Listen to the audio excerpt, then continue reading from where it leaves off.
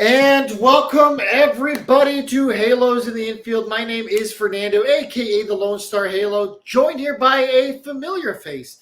You guys haven't seen her, well, in a while, but she's here to help us out today. The one, the only, Courtney. Yay! What is up, you pieces of trash? I have came back from my guest star appearance, and I love being here with the lovely Fernando, all the way from the Lone Star State. Thank you, Lone Star Halo. Thank you. You're welcome that I grace you with your presence.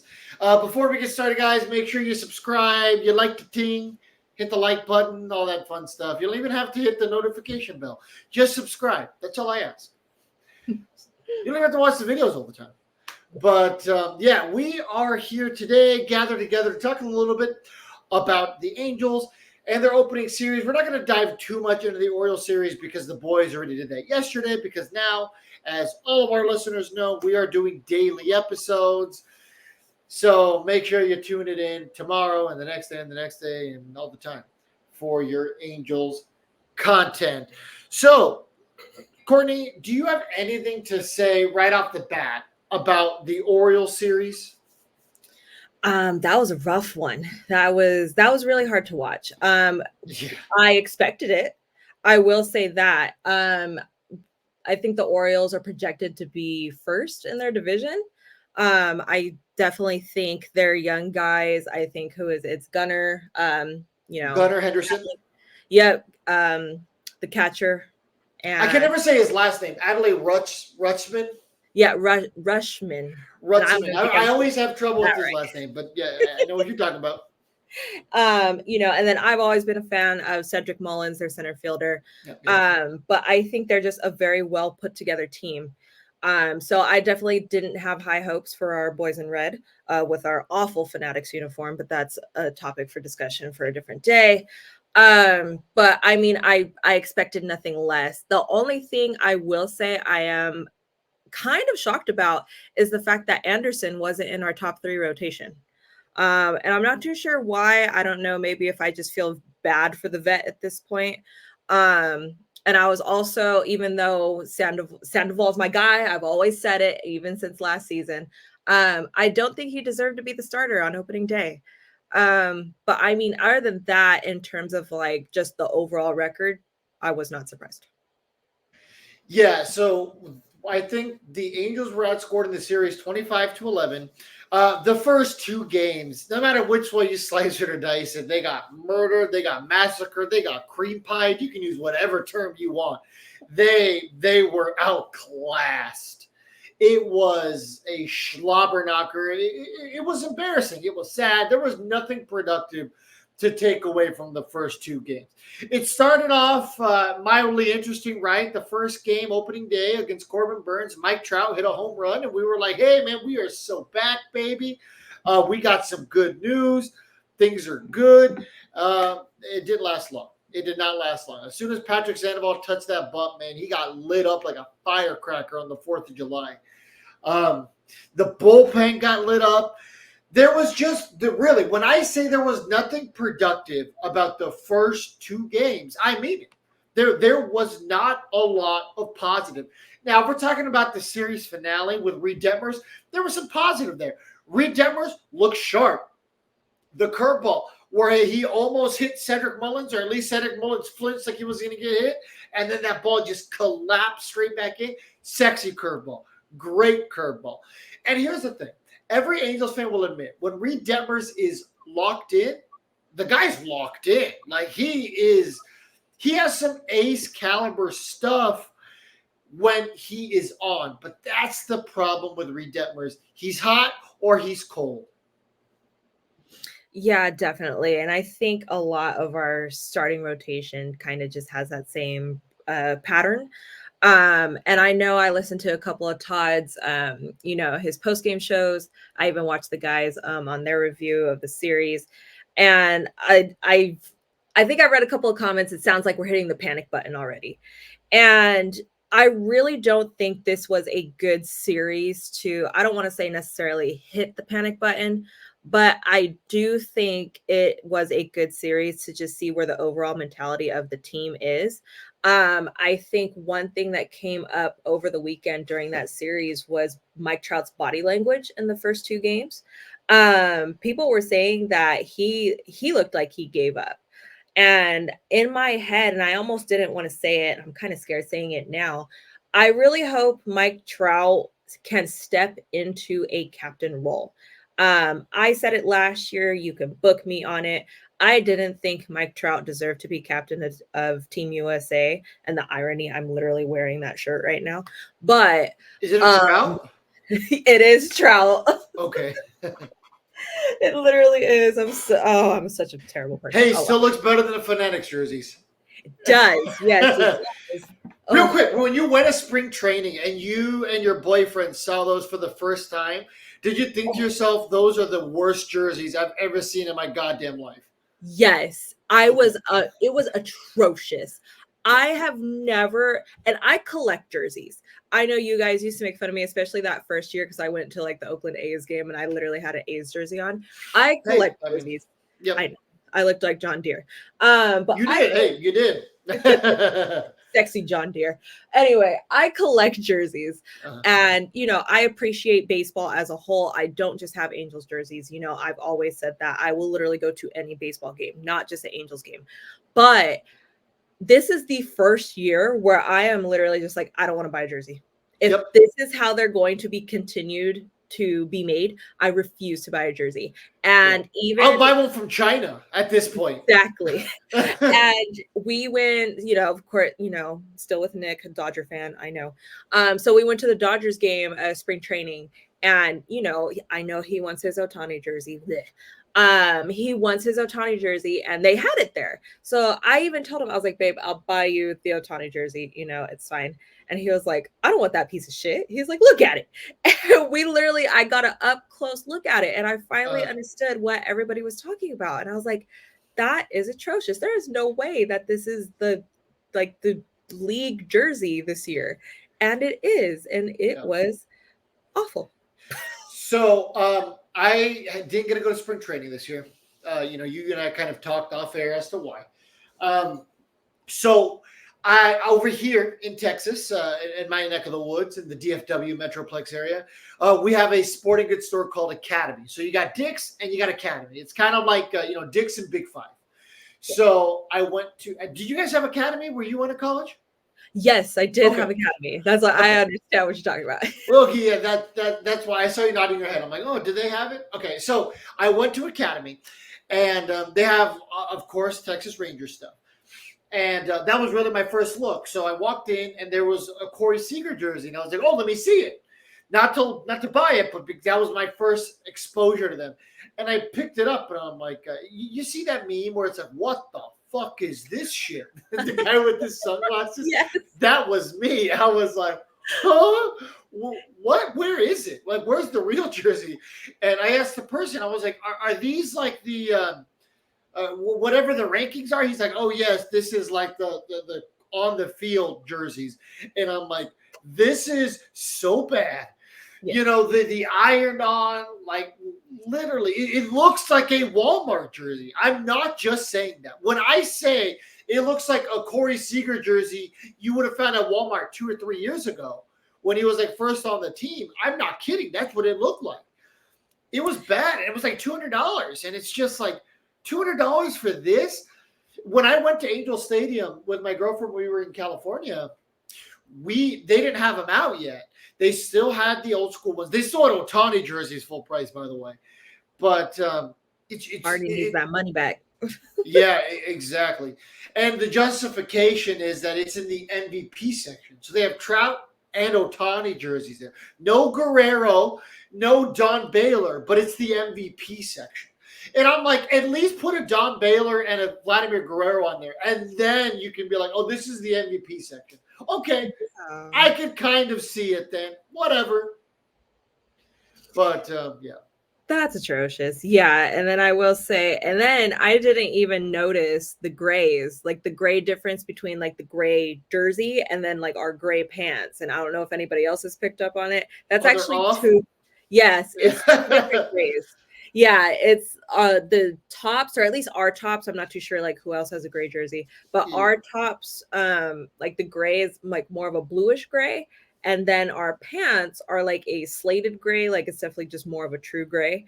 And overall, they're just ugly. So I will not be purchasing a jersey this year, because they Yeah. are trash. Yeah. I just ordered a throwback Kim Salmon jersey from Todd because I have no desire to get a new one. They really are that bad.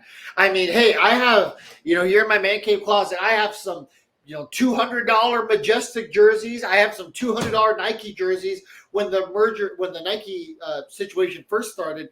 And they were fine back then. They weren't great, but the Nike jerseys were okay. But now they partnered with Fanatics. I don't know what the hell happened. And now the NHL's apparently going to start using Fanatics for their players' jerseys. And I'm like, oh, here we go. Hey, if your whole thing is to get the ladies and the dudes, nothing wrong with that. To be into watching some dudes jumping around because the pants are so thin, and that's the point. You want to get the ratings up. Hey, whatever. I mean, at least be honest. Yeah. If Rob Manfred's like, hey, we're trying to appeal to the ladies and some of the men. Okay, cool. Thanks for being honest because those pants suck. They really do. I know the fact that, and I don't even know. I think there was a player when spring training first started, he posted his jersey and he was like, I can't believe that this is what we have this year. Oh, they And have from the Cardinals, I think.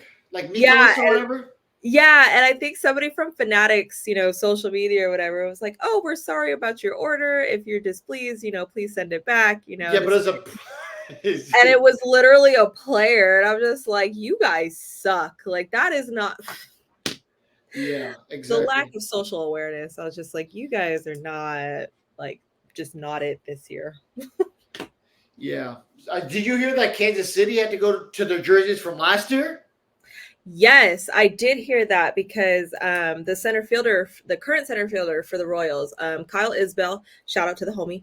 I know him. I played with his sister in college, Okay, and cool, cool, cool. so he actually told us that yes, like they had to petition, and then during spring training, they came up with their own way to basically get. He told us New Jerseys, but basically just not the Fanatics one, but they had to jump through a lot of hoops because clearly they're the only team that was able to pull that off. I'm not too sure how. I think part of it has to do with the fact that sadly they're the Royals right now, and kind of who cares about them. Yeah. So, and I hate to say that because he's the homie, but yeah, it was definitely very interesting because I think he said when they did produce them that almost every single player in their locker room just threw them away. Like they're just like, nope. Sounds about right. And I mean, we keep giving Nike opportunities because the NFL jerseys, when they first made the switch of almost 10 years ago now, those were ripping. The NBA, those jerseys were ripping like 5 years ago. And now look what's happening here with MLB. They haven't had the rips a lot yet. I know there's some players who have had some issues, but they're just poor quality jerseys. When I say that the jerseys they make on like DHgate and these other Chinese websites are better, I'm not kidding. And the sad thing is most people would agree. China quality jerseys are better than what Fanatics is currently producing. And Fanatics jerseys, like a couple years ago, were great. The ones you order online. But now that they are physically making them, I don't know what the hell happened. They're like, all right, we're going to cut corners where we can. But now we went on this tangent. I forgot what you were saying, and I feel bad. It's fine. I think we are just covering what I thought about the Orioles series. Just to wrap it up, I wasn't really expecting anything too great. I definitely think this was an awful way to start opening day, which is kind of just the trend of us right now. I still don't understand why when we get our ass whipped on opening day, why we have a break on Friday, why we have a day off. Don't understand that. From what I heard about that was because a lot of opening days in the past have been rained out, in some of these East Coast cities, especially. So I was told that that's the reason why they had that buffer day, just in case. And we almost needed it. I mean, the Mets got rained out, I believe, on opening day. So Yes. Okay, that definitely makes a lot more sense. Okay, fair enough. But yeah, I mean, I'm glad we didn't get swept. I'm Yeah. thankful for that because that definitely looked like we could have been, especially with that, what was it, 25 run, just First two games they scored like what 24 runs. So yeah. So I'm glad we were just able to pull off that last one. One thing that I will say is, as a ex leadoff hitter in my glory days, why is Anthony Rendon a leadoff? Why is he a leadoff? so I let's don't understand. let's dive into that real quick. So Anthony Rendon has remained hitless since becoming a leadoff hitter. I believe. Don't you guys can add me if I'm wrong. At Halos in the Infield, I believe today against the Marlins, game one, he barely got his first walk. So, and it was a good at bat. It was his, I believe, third at bat. Um, he's come up with runners in scoring position twice, I believe, going into today's game. 0 for 2. And like I said, just got walked. He struck out, God, I think it's like 3 or 4 times. It's just like, what are we doing here? Okay, I'm going to put the Rendon hate to the side for a second because I don't want people to be like, oh, well, he's biased. He just hates Rendon. Okay, yes, people know that. I don't like Rendon. I don't think most Angels fans like Rendon. But my whole thing is this guy is not a leadoff hitter, and especially when we have guys who are leadoff hitters. Shamwow, great leadoff hitter. Mickey Moniak, when he's in the lineup, leadoff hitter. Hell, put in Joe Adell as a leadoff hitter. At least he's fast. Pushing it with that one, but okay. No, but okay. Would you really take Anthony Rendon as a leadoff hitter over Joe Adell Absolutely right now? not. No. Well, that's what I'm saying. I'm not saying I want Joe Adell either. That's why he was the last one, and I said it facetiously. But it's just like you have other options. Hell, Zach Neto would be a better leadoff hitter. I'd rather have Rendon batting ninth than leading off right now because if Tony Two Bags is ever going to hit the ball and actually get on second base, well, there you go. Maybe he could help turn the lineup over because he's certainly not doing it as a leadoff hitter. We've seen guys who aren't leadoff hitters be leadoff hitters and be productive. Justin Upton, remember when he had his hot streak leading off? Hell, even Shohei Ohtani led off for a bit and was, had some flashes of success. There's been times where the Angels have put non-conventional leadoff hitters and they've had success. Rendon, it's not working. Put him somewhere else. Bat him seventh right now. Yeah, I definitely, like I said, my mentality, and I am going based off of a softball mentality, because I know previously when I was on the show, some of you trolls caught me. She was like, just talks about softball because that's my knowledge. So I understand that a few things are different when it comes to a baseball lineup, but I still think a lineup 1 through 9 should be pretty standard, no matter if it's softball or baseball. Your leadoff hitter needs to be one of two things: either very consistent when it comes to making contact with the ball. And I'm just saying making contact, not lead off home runs, because that seems to be a trend right now. But you need to make something happen and you need to make the defense make an error. Preferably, I would like my leadoff to be fast in order to do that. Maybe beat out an infield ground ball. That would be nice. Maybe lay down a bunt every once in a while. That would also be great. And if you're not going to be a consistent hitter in terms of that, then at least have your on base percentage be through the roof. You can work a walk, you can work a count to where maybe you end up getting hit by a pitch, something of that nature. All I know is that as a leadoff hitter, really your one job is to get on first base. I really don't care how you do it. And I don't see that happening with Anthony Rendon. I know last year, I guess maybe he had a good enough eye to where he was working a lot of walks.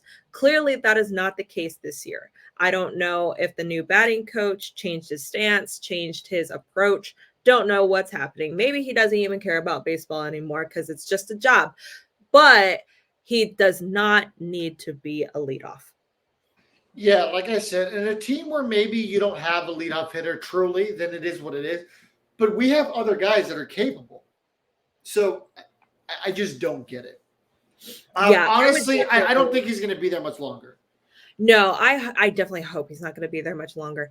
And I think like in my ideal world, in girl world, I would definitely prefer Shonawell being our leadoff. I think he did really great there last season, the few games that he did. Then for second, we need somebody that's going to protect him, somebody that's willing to lay down a bunt, sacrifice themselves. Really don't know. Definitely not Tony Two Bags, or at least fucking Tony, rolling into a double play. That would not be great. So for my number two, at this point, I'll even take a Taylor Ward. Even Taylor bump Ward's lit off for us before. Yeah, I'll even take Neto, push Neto all the way up to number two. Who else do we have? A Renhefo when we let him play. Yeah. That would be nice. I'd like to see him in there a lot more because he's doing pretty well so far. That's what I thought. I was just like, wow, like where's Renhefo? Nick even said it. He was like, where's Renhefo? I was like, I don't know. I don't know what happened to Renhefo. Thankfully, we seen him, yesterday, and then I know he did not start today, did he? I don't think that's a great question. See, you just put me on the spot. Sorry, I know he started yesterday for that third game because he played third base. He did not. Yes, he did, and Rendon DH yesterday, but no. Rendon played third. Drury played second. Renhefo did not play today. Yeah. So I would definitely like to see Renhefo play a lot more. I think he's definitely deserving of it. Of course. Who else do we have? I still don't like Odell. Since you brought up Renhefo, let me ask you this. Okay, so Brandon Drury, this is his last year under contract for the Yankees. Yes. So I would be okay with Brandon Drury getting like another 2-year extension. I think most people would, just because we really don't have anybody there at second base. But a lot of Angels fans also want to see what a guy like Renhefo can do, right? I think he's got 2 more years of control. I think it's this year and next year. And just like a lot of guys on the team, I believe he's a free agent. I'll confirm that right now. So that'd be 2026. So would you be okay with them like trading Brandon Drury away, maybe like in a month or two as we get a little closer to the trade deadline, and then giving Luis Renhefo his shot, finally being like, you know what, man, just go play. Let's see what you've got. That would be nice. I definitely think Drury can be valuable in a trade deal. But I definitely think we need to keep one or the other, because I definitely think if Renhefo can even get more playing time, and I'm really sad to say it, Renhefo and Adele can actually make a good package deal for somebody as well. For the right buyers, for the right trade. I was wrong. Renhefo's a free agent after this year. Oh no! Well, yeah, he doesn't have any arbitration left. Oh well, makes sense. That fucking blows. He's been there for a while. That blows. Oh wait, did I tell you? I typed in Luis Garcia. Sorry. Oh, sir, you scared me. But I know last year, especially when I was on the show, we always talked about how we almost had an abundance of utility players. Fletcher being one of them. Oh, I'm so sad. That one kind of hurt my heart. Fletcher being one of them. Renhefo, Drury. We had Ursula. Oh, that was a tough one to let go. I'm so sad we didn't re-sign Ursula, but that's besides. Especially for the contract he got. It was very team friendly. Already wouldn't have had to dive into the purse strings very deep. His unfinished business could have kept stayed in his wallet. Oh my goodness. Yeah, that one hurt my heart a little bit. But like I said, last year we were almost in an overabundance of utility players, and now I almost feel like we don't have that. I know Drury is a utility, because I know he was even playing first base for a little bit, but now we have Shonawell, so that's nice. Renhefo is still considered that utility. I don't know the new pickup that we have. Miguel Sano? Yeah, Sano. Not too sure if he's a utility. I know they had him at third. I think he's primarily third and first. Okay. So, I think, I'm not too sure. I would like Renhefo to have more playing time. If it did come to potentially trading somebody away, I would hope it would just be a valuable deal. And I would hope, if we do trade away Drury, I would prefer to extend him more than anything. But if we do trade him away, I would hope it's for something valuable. Yeah, I agree. So I looked, Luis Rengifo, I was correct the first time, is a free agent after next season. So going to the 2026 season, he could not be wearing an Angels uniform. Okay, so I think it's well notated for long-time listeners of this podcast that you have not been a Joe Adell guy. Okay, so let me ask you this. So Joe Adell is literally sink or swim. He does not have a choice. He's out of options. He needs to figure it out. So with that being said, so far in this very small sample size we have, do you like what you've seen out of Joe Adell so far in the early go? Oh, this is a real question. Fuck no. I Really? don't like this man. No, I do not like this man. And I wish I can. There's one clip, and we really had the audacity to post it on the Angels, like on the official Angels Instagram reels. Uh, The catch that he made the other day during the Orioles series, where he sat there, he kind of fell on his ass, he caught the ball. Yes, he caught the ball. That was the worst piece of tracking I have ever seen come out of an outfielder. And I have always said that about Joe Adell. I hate his tracking. he is very bad at picking up a ball. Yes, it looks like he just doesn't know his surroundings. He's not too sure. And, I know people used to say, oh, well, he's a kid, he's young, he's a rookie. This is his fourth year. And okay, 3.5, the COVID year. Fine, whatever. Yeah. But this isn't his first rodeo anymore. And I'm really tired of people using that excuse for him. And regardless, I don't care what team you're on, whether it's the trash ass Angels or anywhere else, even if you're down with the bees, you need to be working on your tracking. And he never has. Because I'll tell you what he thought in his mind when he fell on his ass. He thought he was going to be close enough to the fence, and he thought the fence was going to break his fall. He still had plenty of room. He could have just caught that. He made that look extremely hard. He is a defensive liability, and I do not like him as an outfielder. Now, I will give him credit for having a better approach at the plate. He does look a little bit more comfortable.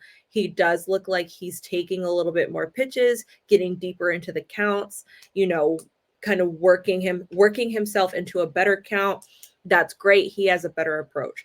I have always single-handedly hated this man for an outfielder, because at the end of the day, yes, you need hits because you need to win and all these things, you need to score runs. But if you have a right fielder or a left fielder or really any defensive player making errors and somebody that you can't trust out there, I do not want you in my lineup.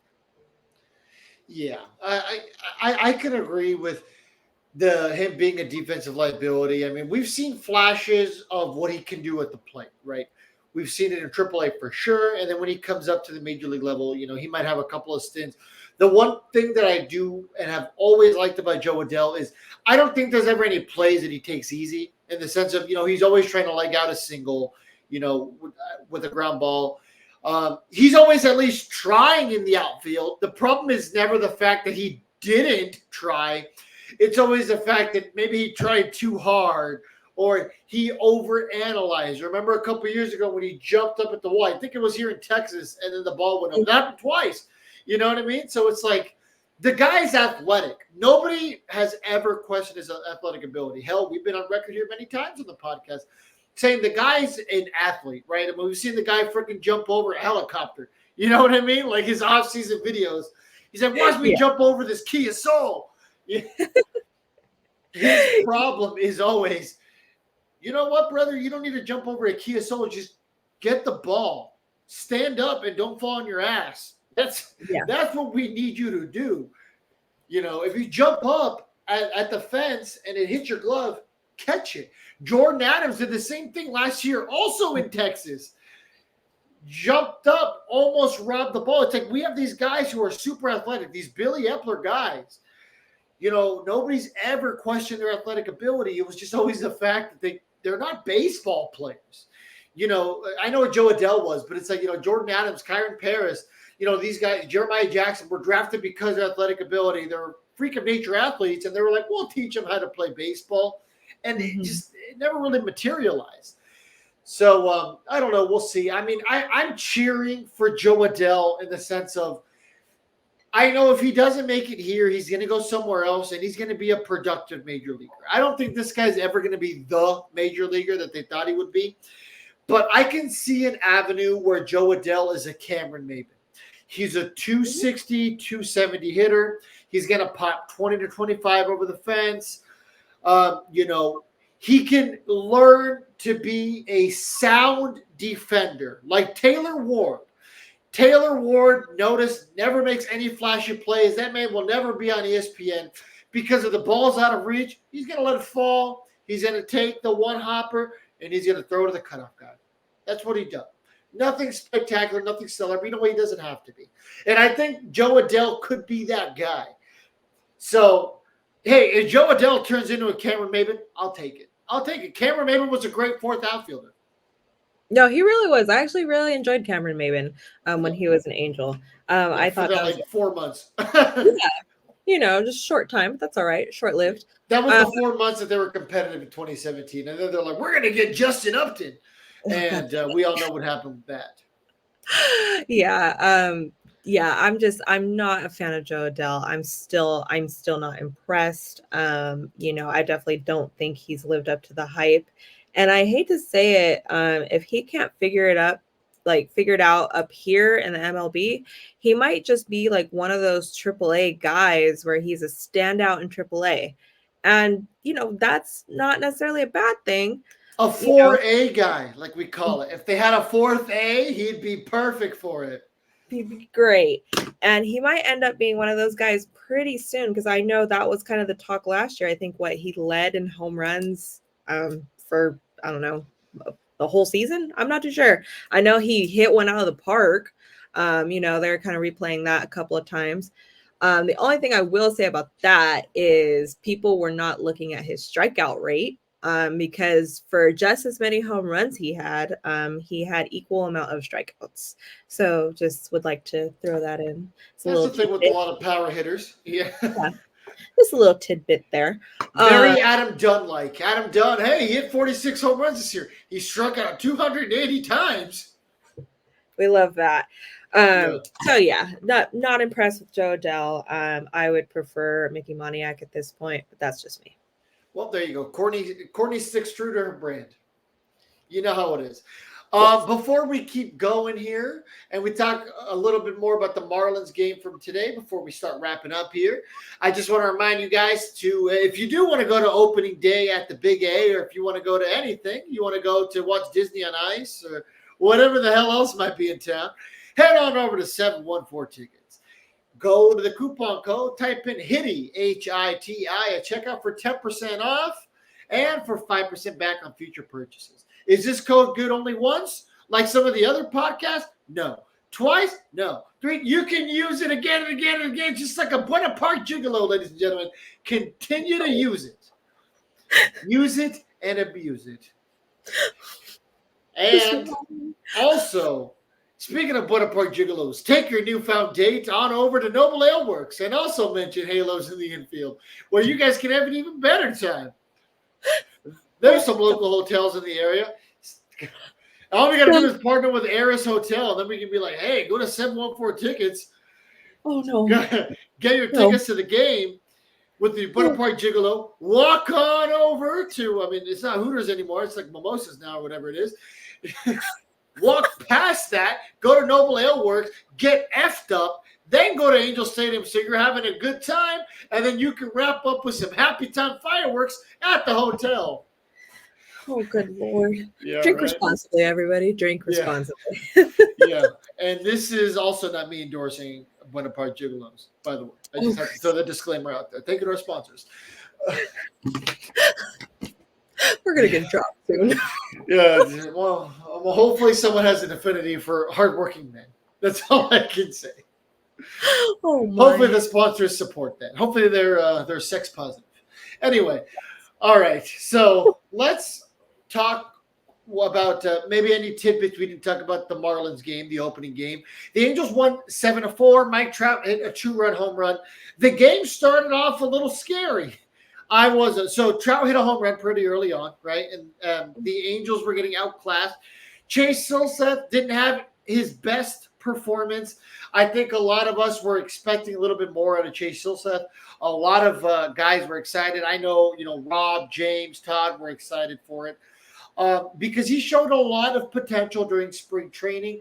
Silseth is another guy. When he is on, he is on. He has some very electric stuff. And I definitely can see an avenue where he is a real number two. I don't think he has ace stuff yet. He is still very early on in his career, folks. But he has very, very sharp stuff when it's working for him. Today, the command was a little bit of an issue, left some pitches out over the plate. But overall, I'm not too worried about one bad Silseth start. How about you, Courtney? No, I mean, I think he just needs to work through it. I definitely think he deserves to be in our starting rotation. Yes. That's no doubt. Yeah, just control command was a little bit off today. Thankfully the bats were behind him. Um, Yep. I'm not too Offense sure. bailed him out for sure. And so did the Yes, bullpen, really. yes. I'm not too sure overall how I feel about over half of our runs coming from solo home runs. And Trout was Han Solo, Courtney. I know. And don't get me wrong, I'm not saying that home runs aren't great. I understand that it's very hard to hit an MLB home run, but I definitely don't like solo home runs. No.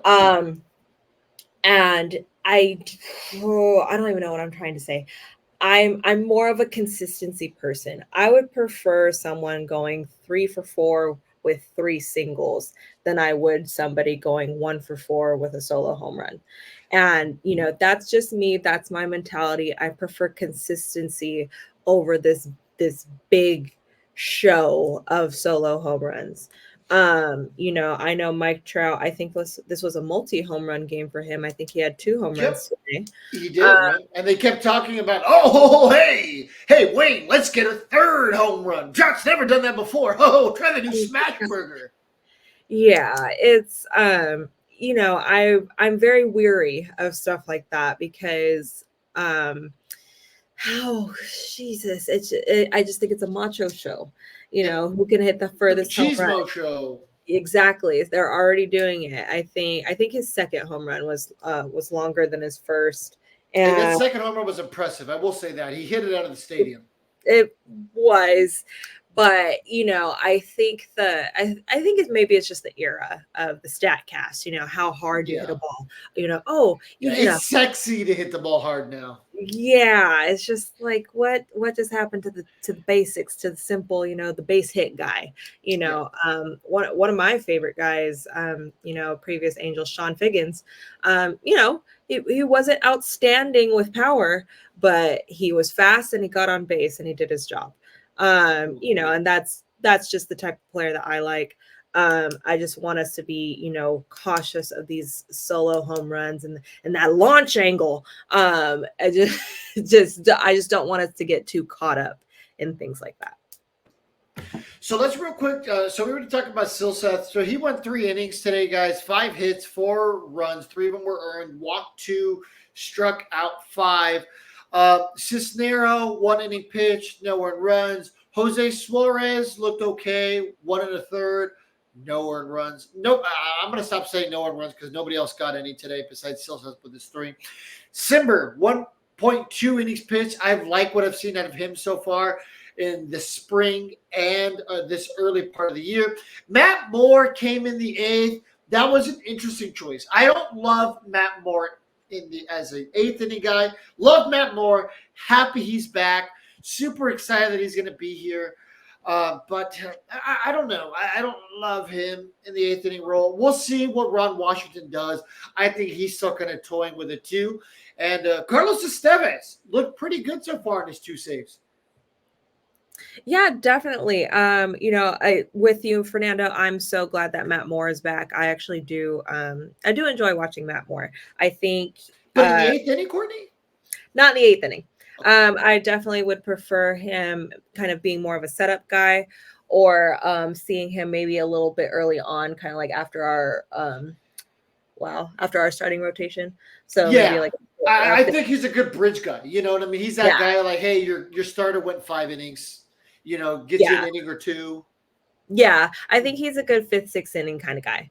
Yeah. So I would prefer to see him in that role. Estevez being our closer, I've always been a fan of Estevez.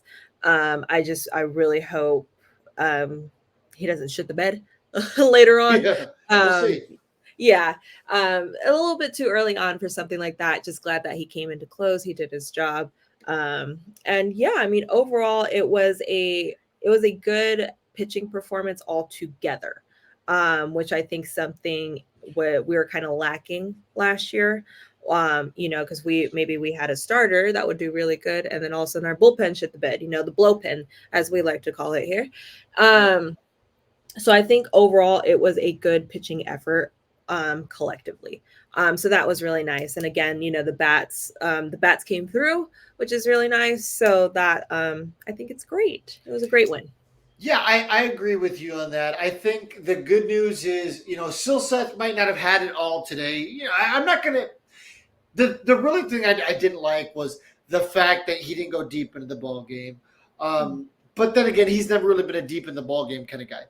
So with that being said, the bullpen stepped up. The bullpen kept the team in it, right? Because after giving up 4 runs, this could have gone south very quickly, but it Mhm. didn't. So the bullpen was able to come in, shut it down, and give the offense the opportunity to get the Angels back in it, and they did. So the positive here is we've seen in our 2 wins so far, because the Angels are now at 500. Probably don't enjoy that too much. I don't think we're going to be at 500. Come June or July. I hope so, but you never know. Um, the point is, I think we've seen the 2 types of ways the Angels are going to win. Yesterday, yesterday, Sunday in Baltimore, it was a close game, right? Reed Detmers had an amazing pitching performance. Mhm. So when our starters can come out, have a dominant start, and the bullpen can kind of continue that, and the Angels can win games like that, where it's 4-1, 3-1, 1-0. Those really, really close games where the pitching was just on. That's one way the Angels are going to win. And then option 2 is games like today, where it's kind of like a slugfest kind of game, because the fact of the matter is, once the Marlins got all 4 of their runs, they gassed themselves up, and after that it was just the Angels offense. So it's going to be one of those situations. The Angels are either going to win via slugfest, or they're going to win via very, very, very good pitching. Kind of like I keep alluding to my Arizona Coyotes. The only way they were winning games this year is they were clapping cheeks, or their their goalies were lights out. So either our offense is going to be clapping cheeks, cream pieing other teams, or our pitching is going to have to shut the lights out. And that's the only way we're going to win. I don't see a lot of these, like, 2-1 kind of games, where the offense just kind of squeaked it out. I think it's going to be one or the other. But Todd and I have said it on record multiple times this year. Our only hope for this year is that we do get to see some competitive baseball. I don't care if we're losing a lot of games, as long as the young guys are progressing and there is some positive to take away from every game. And I mean true positive. Yeah, definitely. I overall I really don't see any high hopes for myself for this team. Like, honestly, I'm just trying to break 500. Like, even be at 500. That's all the expectation I have right now. Like, I don't care about the playoffs. I don't care about a wild card. Yeah, Like, there is I no yachts happening here, I don't think. no, I just want to break 500. I would like to not lead the league in injuries. Um, and just a decent competitive baseball season. I don't want the entire season to be like the first 2 games this year. That would not be great. But good competitive baseball where, close losses, I'll even take an extra inning loss, because at that point I know that we still fought, we were close, we were in it all the way till the very end. That's what I would like to see.